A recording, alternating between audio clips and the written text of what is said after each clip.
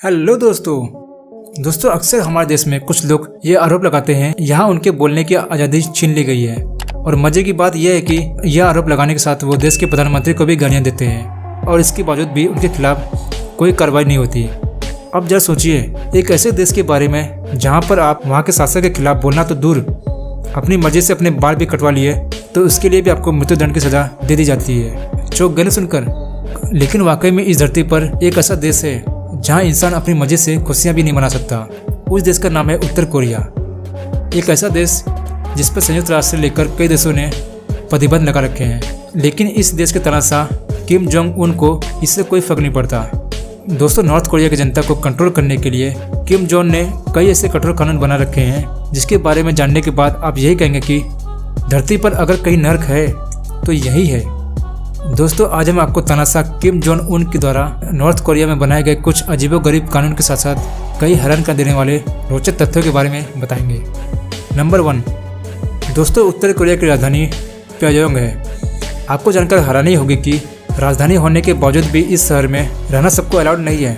यहाँ सिर्फ धनी व्यक्ति, सरकारी कर्मचारी और सेना के अधिकारी ही रह सकते हैं। आम गरीब जनता इस शहर के बाहर रहती है। नंबर 2, दोस्तों, अगर आपसे पूछा जाए कि अभी कौन सा साल चल रहा है तो आप बिना एक पल सोचे जवाब देंगे कि 2021 चल रहा है। लेकिन आप जानकर हैरान हो जाएंगे कि उत्तर कोरिया में अभी 108वां साल चल रहा है। दोस्तों, दरअसल नॉर्थ कोरिया के पूर्व शासक और किम जोंग उन के दादा किम इल सुंग के जन्म साल को यहाँ पहला वर्ष माना जाता है, जो कि किम इल सुंग का जन्म 1912 में हुआ था और अभी 2021 चल रहा है। उत्तर कोरिया के नियमों के अनुसार वहाँ के कैलेंडर अभी 108वें साल को दिखा रहे हैं।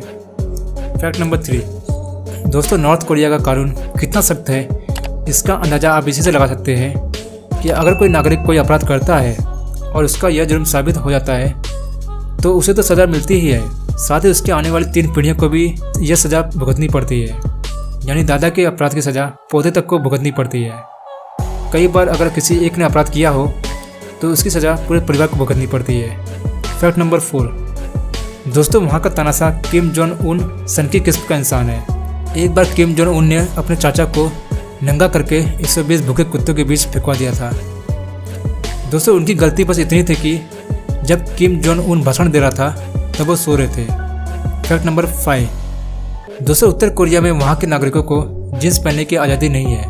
अगर कोई नागरिक इस नियम को नहीं मानता और नियम के खिलाफ जाता है तो उसे कड़ी सज़ा दी जाती है। इसके अलावा अगर वहाँ के नागरिक बाइबल पढ़ते हुए पकड़े जाते हैं तो वहाँ के कानून के अनुसार उन्हें मौत की सज़ा मिलती है। गजब है।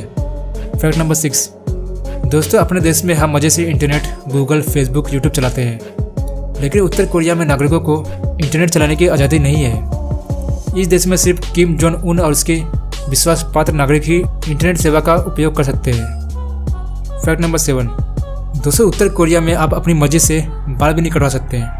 वहाँ सरकार ने महिलाओं के लिए 28 और पुरुषों के लिए 10 तरह के हेयर स्टाइल की मंजूरी दे रखी है। इसके अलावा किसी भी तरह का हेयर कट कटवाने पर वहाँ के नागरिकों को जेल की हवा खानी पड़ती है। फैक्ट नंबर 8, सिर्फ इतना ही नहीं, उत्तर कोरिया में लोग अपनी मर्जी से अपने घरों को पेंट भी नहीं करवा सकते हैं। वहाँ सरकार द्वारा तय किया गया ग्रे कलर ही इमारतों पर पेंट करना होता है और साथ ही उन इमारतों पर पूर्व शासकों की तस्वीर भी लगानी होती है।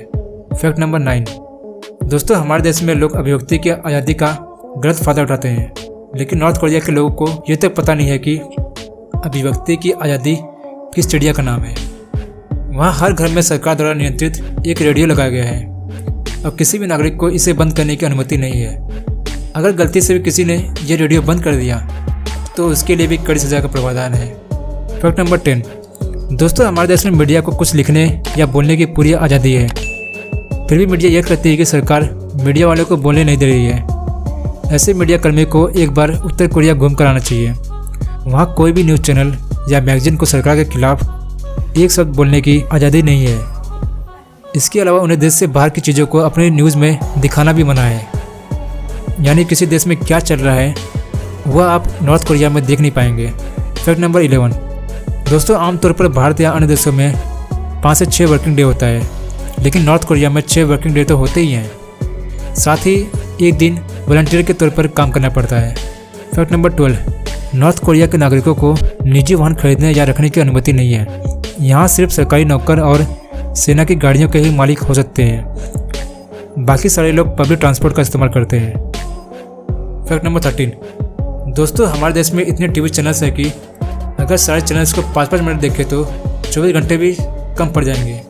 लेकिन आपको जानकर हैरानी होगी कि उत्तर कोरिया में सिर्फ 3 टीवी चैनल हैं और वह भी सरकार द्वारा नियंत्रित होते हैं। यानी लोग कौन कौन से प्रोग्राम देखेंगे ये भी वहाँ की सरकार तय करती है। फैक्ट नंबर 14, दोस्तों नॉर्थ कोरिया के लोग दूसरे देश में जाकर नहीं रह सकते और ना ही उन्हें दूसरे देश का वीज़ा मिलता है। यहाँ तक कि नॉर्थ कोरिया की सरकार किसी भी नागरिक को देश से बाहर भी नहीं जाने देती। फैक्ट नंबर 15, उत्तर कोरिया में किसी भी व्यक्ति को गरीबों की तस्वीर खींचने का अधिकार नहीं है, खासकर टूरिस्ट को। यहाँ की सरकार का मानना है कि टूरिस्ट द्वारा गरीबों की तस्वीरें खींचने से देश की छवि को नुकसान पहुँचता है। इसी कारण से टूरिस्ट को मोबाइल लेकर देश में आने की परमिशन नहीं है। उनके मोबाइल को एयरपोर्ट पर ही जब्त कर लिया जाता है और बाद में वापसी के वक्त वापस कर दिया जाता है। टूरिस्ट को स्थानीय लोगों के साथ बातचीत करने का भी परमिशन नहीं है। उन्हें लगातार गाइड की नज़र में रहना पड़ता है और उन्हें अकेले कहीं जाने या किसी एरिया में छानबीन करने की भी परमिशन नहीं होती। फैक्ट नंबर 16, दोस्तों इस देश की अच्छी बात यह है कि यहाँ की 99% आबादी शिक्षित है। लेकिन साथ ही यहाँ एक नियम भी है कि 23 साल की उम्र तक पुरुषों और महिलाओं को सेना में अपनी सेवा देना जरूरी है। यही कारण है कि आज भारत के बाद पूरे विश्व में सबसे अधिक पैदल सेना उत्तर कोरिया के पास है। दोस्तों मैं यहाँ पे आपको क्लियर कर दूँ कि मैंने पैदल सेना की बात की है, पूरी आर्मी की नहीं। फैक्ट नंबर 17, दोस्तों उत्तर कोरिया में वहाँ के नागरिकों को अपनी मर्जी से खुशियाँ मनाने का हक नहीं है। वहाँ 8 जुलाई और 17 दिसंबर को किसी भी तरह का जश्न मनाने की परमिशन नहीं है। यहाँ तक कि कोई व्यक्ति अपनी जन्मदिन या एनिवर्सरी भी नहीं मना सकता। इसका कारण यह है कि 8 जुलाई को किम इल सुंग और 17 दिसंबर को किम जोंग इल की मृत्यु हुई थी और इस दिन वहाँ राजकीय शोक मनाया जाता है। फैक्ट नंबर 18, दोस्तों नॉर्थ कोरिया अपने देश में साउथ कोरिया के लोगों को बसाना चाहता है। इसके तहत वहाँ की सरकार ने नियमों में कुछ ढील दी थी, जिसका फ़ायदा उठाकर कुछ सालों में 25,000 से भी अधिक नॉर्थ कोरियंस साउथ कोरिया में भाग गए, जबकि साउथ कोरिया में इस दौरान सिर्फ 2 लोग ही रहने के लिए आए। फैक्ट नंबर 19, दोस्तों कहने के लिए नॉर्थ कोरिया में लोकतंत्र है और वहाँ पर हर 5 साल में इलेक्शन भी होता है। लेकिन आपको जानकर हैरानी होगी या फिर हंसी आएगी कि वहाँ के लोगों के पास चुनने के लिए सिर्फ एक ही विकल्प होता है और वह है खुद किम जोंग उन। यानी वहाँ सबको पता है कि वोट करे या ना करें, ईवीएम तो ऑलरेडी हैक ही है। फैक्ट नंबर 20, दोस्तों सबसे खतरनाक बात यह है कि उत्तर कोरिया उन देशों में से एक है जिसके पास न्यूक्लियर मिसाइल है, जिसके दम पर वह हमेशा अमेरिका को धमकियाँ देते रहता है।